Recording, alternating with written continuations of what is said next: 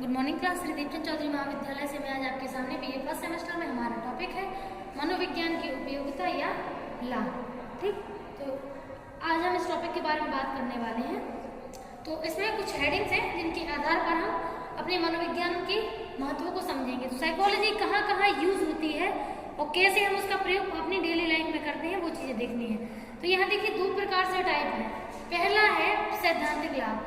सैद्धांतिक लाभ का मतलब होता है कि जब हम किसी ऐसी जगह प्रयोग कर रहे हैं मनोविज्ञान का जहाँ पर डेली लाइफ की बात नहीं हो रही है, मतलब एक तरीके से फुल्ली जो है प्रोफेशनल लाइफ की बात हो रही है ना। जब प्रोफेशनल लाइफ की बात हो, ठीक, जैसे साइकोलॉजी का हम प्रोफेशनली यूज कर रहे हैं, ठीक है, तो प्रोफेशनली यूज कहाँ कहाँ करते हैं तो उन पॉइंट को देखेंगे। तो फर्स्ट पॉइंट है दूसरे व्यक्तियों का मूल्यांकन। जैसे मान लीजिए अगर हम एक काउंसलर हैं या एक साइकोलॉजिस्ट है या साइकियाट्रिस्ट है, कुछ भी हो हम मान लीजिए, या फिर एक ऑर्गेनाइजेशनल साइकोलॉजिस्ट है, तो जो भी हमारा प्रोफेशन है उसके नाते हमारा जो मेन कर्तव्य है वो क्या है, वो हमारा मेन काम है लोगों की समस्याओं का समाधान करना। ठीक है, तो as a counsellor, as a psychologist, psychiatrist या ऑर्गेनाइजेशनल साइकोलॉजिस्ट, किसी भी प्रोफेशन के अकॉर्डिंग हमारा मेन जो वर्क होता है वो है प्रॉब्लम को सॉल्यूशन करना। यानी कि पर्सन की चाहे पर्सनल लाइफ में दिक्कत हो या प्रोफेशनल में, अगर व्यक्ति हमारे सामने आ रहा है और वो हमसे सॉल्यूशन चाहता है तो हम उसके प्रॉब्लम का सॉल्यूशन करें। इसका मेन एक जो इसका जो एक रूल चलता है वो ये होता है कि एक साइकोलॉजिस्ट या काउंसलर कभी भी ऐसे व्यक्ति की हेल्प नहीं करने आगे जाता है जिसको हेल्प की नीड नहीं लग रही है। मतलब वो चाहता ही नहीं कि आप उसकी हेल्प करें, आप जबरदस्ती से उसकी हेल्प नहीं कर सकते, करनी भी नहीं चाहिए। ठीक है, तो ये रूल होता है, ठीक है, ये इसको आप तोड़ नहीं सकते। तो दूसरे व्यक्तियों का मूल्यांकन जब आप कर पाएंगे तभी तो आप उसकी हेल्प कर पाएंगे, है ना। किसी भी व्यक्ति को क्या समस्या है, किस जगह से प्रॉब्लम है, कैसे उस प्रॉब्लम को सॉल्व करना है, तो उसके लिए पहले प्रॉब्लम का सही मूल्यांकन करना पड़ता है। तो दूसरे व्यक्तियों का मूल्यांकन हम जब कर पाएंगे तभी उसकी समस्याओं का समाधान भी कर पाएंगे। सेकेंड पॉइंट है समायोजन में सहायता। तो जब हमें क्या करना है, हमें करना ये है कि जो व्यक्ति जिसको जो प्रॉब्लम है वो उसकी प्रॉब्लम को हमें सॉल्यूशन करना है। तो इसका मतलब पहला पॉइंट तो क्लियर हो जाता है मूल्यांकन करने से। यानी कि पहले पॉइंट में बात हो रही है कि हम व्यक्ति की समस्याओं को समझें, उनकी प्रॉब्लम को समझने की कोशिश करें। ठीक, और सेकंड है समायोजन में सहायता। ठीक, तो यानी कि अब हम उनकी हेल्प करें, उनके वातावरण के साथ उनको समायोजित करने में, उनको हेल्प करें उनकी प्रॉब्लम का निदान करने में, ताकि वो अपने आसपास के वातावरण में बिल्कुल वैसे ही एडजस्ट कर पाए जैसे वो पहले करते थे। ठीक, तो समायोजन करने में हम उनकी हेल्प करते हैं। नेक्स्ट है और लास्ट है हमारा आत्म मूल्यांकन। तो ये भी बहुत बड़ा पॉइंट है कि हमें अपने बारे में सारी नॉलेज होनी चाहिए, सबसे बड़ी बात तो। ठीक है, मतलब हमें अपने बारे में सारी चीजें पता होनी चाहिए कि वास्तव में हम क्या कर रहे हैं, क्या सोच रहे हैं, क्या करना चाहते हैं और क्या करना चाहिए। यानी कि हमें अपने बारे में हर जानकारी हमारे पास मौजूद होनी चाहिए।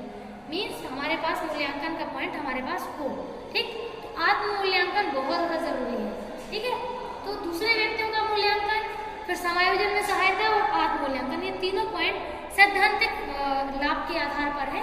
मतलब इसमें एक तरीके से थियोरेटिकली चीज़ों को पता किया जाता है। ठीक, यानी कि इसमें कुछ नियमों को पालन करते हुए काम होता है। अब हम बात करते हैं व्यवहारिक लाभ की। व्यवहारिक लाभ मतलब डेली लाइफ में जो भी प्रॉब्लम चल रही है, चाहे पर्सनल हो या प्रोफेशनल हो, उसमें समाधान करना। तो फर्स्ट है हमारा औद्योगिक एवं संगठनात्मक लाभ। हमने आपको बताया था अभी, जैसे मान लीजिए किसी बड़ी फैक्ट्री या कंपनी में, जैसे किसी भी चीज़ की कंपनी हो, तो एक जहाँ पर कोई भी प्रोडक्ट बनता है तो प्रोडक्ट बनाते तो इंसान ही, भले ही मशीनें यूज होती हैं लेकिन उसमें इंसानों का भी योगदान होता है।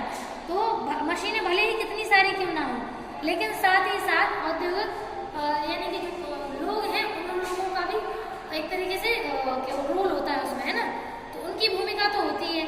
अब जब लोग काम करते हैं तो उनके जीवन में समस्याएं भी आती हैं, है ना। तो अगर समस्याएं आ रही है तो आप तो जानते हैं, देखो अगर कोई व्यक्ति किसी भी प्रकार से डिस्टर्ब होगा, चाहे शारीरिक रूप से या मानसिक रूप से, उसका असर उसके वर्क पे तो दिखेगा ही। और जब वर्क पे दिखेगा तो कंपनी को लॉस और प्रॉफिट दोनों होने के चांसेस होते हैं। तो औद्योगिक और संगठनात्मक जो लाभ है वो बहुत ही ज़्यादा जरूरी है।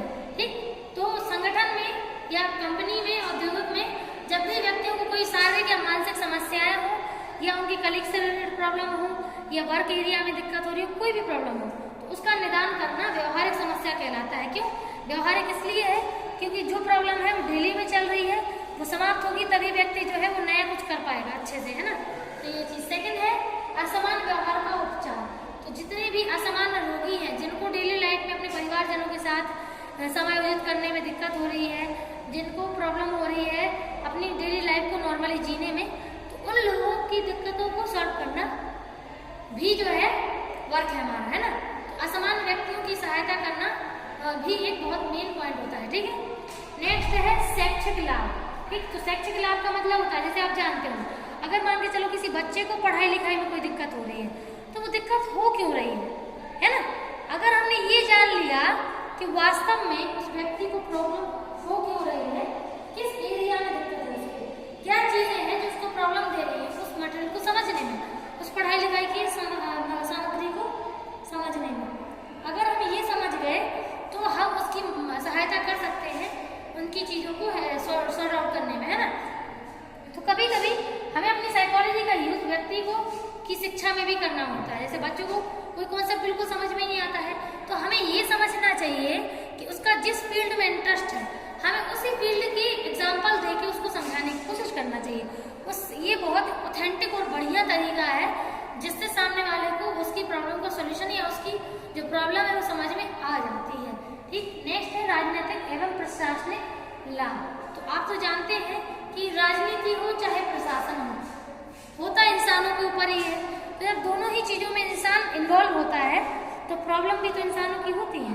ठीक, तो साइकोलॉजी में क्या चाहिए कि जितने भी पॉलिटिक्स लाइफ में या फिर आपका जितना भी एडमिनिस्ट्रेशन फील्ड में जितने भी लोगों को जो भी समस्याएं हो रही हैं उसका सोल्यूशन करना होता है। ठीक है, उस साइकोलॉजी को यूज करते हुए, ओके, कि कौन सा व्यक्ति क्या चाहता है, क्या सोच रहा है, कैसे कार्य को करना चाहता है, हमें उसकी कैसे मदद करनी चाहिए, ये सब कुछ। नेक्स्ट इज दैट जातीय पूर्वाग्रहों को खत्म करना। इसका मतलब है, आप तो जानते हैं, देखिए कितने प्रकार की जातियां हैं अपने भारत में, है ना।